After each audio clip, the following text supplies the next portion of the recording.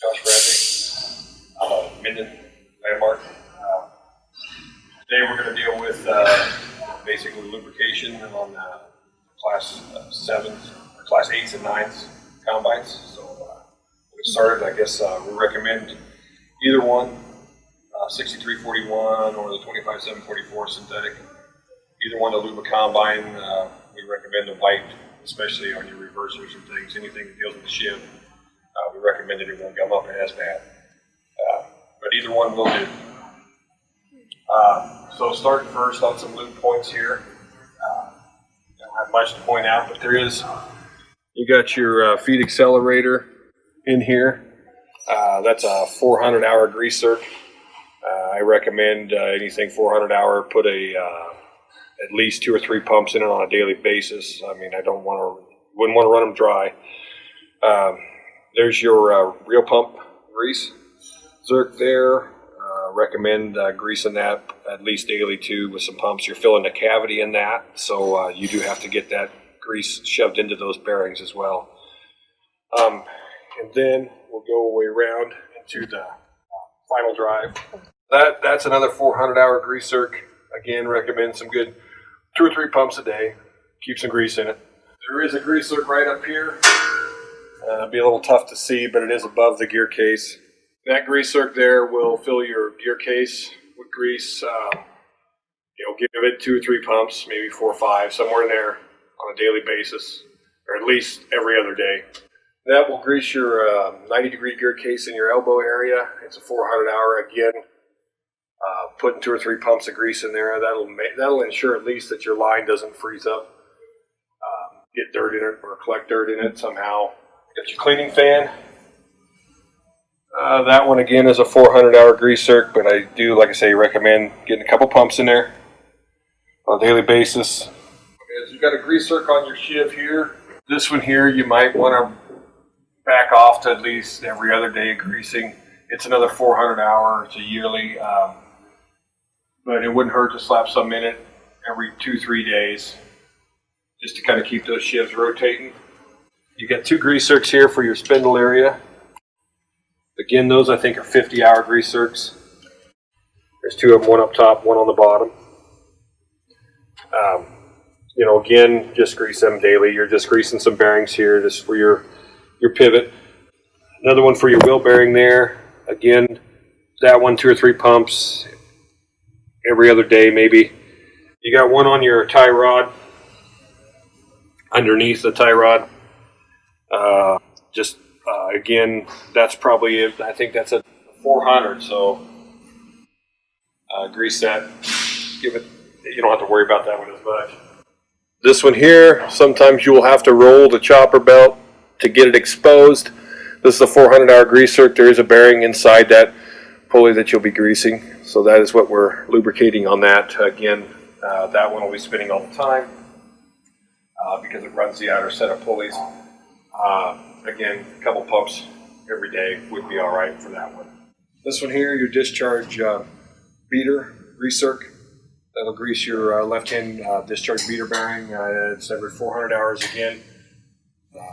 That one's spinning when your separator's running, so I would recommend greasing that one every couple days, 2 or 3 pumps in it. Right on your U-joints on your power shafts, especially on your pro drives, there'll be a grease circ right there. I believe that's a 400 hour grease circ. That one I wouldn't worry about. Maybe every couple days, shoot a couple pumps into it. You want to over-grease it. There'll be there's 3 U-joints on that shaft. So there'll be 3 U-joints to grease, and there'll be a slide one too right here in the middle. A grease circ just for the slide, which I really wouldn't get too concerned with. I don't know where it is as of right now, but it is on that slide right there. So there'll be a grease circ on that somewhere if you feel around on it. I wouldn't get carried away greasing that when you're just greasing a slide in there, maybe once a week or something like that. So here we have your feeder house, upper feeder house drive. With a 5-speed feeder house, you'll notice a difference in the tension. Tensioner on these, they don't have the guide. So on these here, guys, we have the holes. You see the holes exposed there on both of those. You want to keep that bracket right there above those holes. As long as those holes are exposed, that belt is tension tight enough according to the operator's manual. So you're good on that one.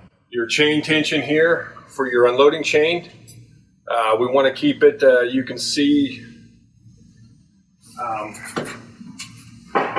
where we have a shoulder here. All your chain tensions are going to have this type of shoulder. You want to bring this washer here pretty much flush with this shoulder, and basically then if it comes out to up here, you need to adjust again, but anywhere between this shoulder and the end of this gauge here, guys, is a no-go. So as long as you're within this here, you're good to go. Discharge beater belt here. It's the tension.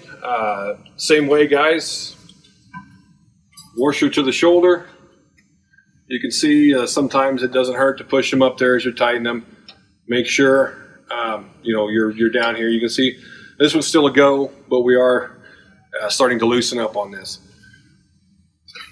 Chopper tension. These will run both of your chopper belts back here. Again, these are good to go. You know, you could run them for another day or so, and then probably tighten them back up. This is a self-tensioning belt. Won't have to worry too much about that. This here is the tension for your upper chopper drive, which is back here. Again, that one's about halfway. You could get about another day out of that. You'd have to tension her back up to your shoulder. This is your air filter for your exhaust management back there. This will we pull air in from the engine into this. These filters here are, you're probably looking at least an every year. Keep them blowed out on a daily basis, but you're looking at every year replacement on these. These things suck a lot of dirt. And like I said, it filters it, so we're putting clean air back out onto the exhaust filter back there to keep it cool. That's the purpose of that filter. Here we have the cab recirculation filter. It's just a pull out, push in filter. It's right here. That'll recirculate all your air in your cab for you. Drop it down. Here's your main cab air filter. These here keep clean. They do collect a lot of dust. It doesn't hurt to pull them out. You can pull them out of here, lift them up. Of course, empty all your dirt out. You can see there's some in here now. They do fill with a lot of dirt, guys. So you can blow this filter back out, or at least blow between the fins, clean it out some. Put her in there. Make sure you're in. Put her in the slots. And there you go.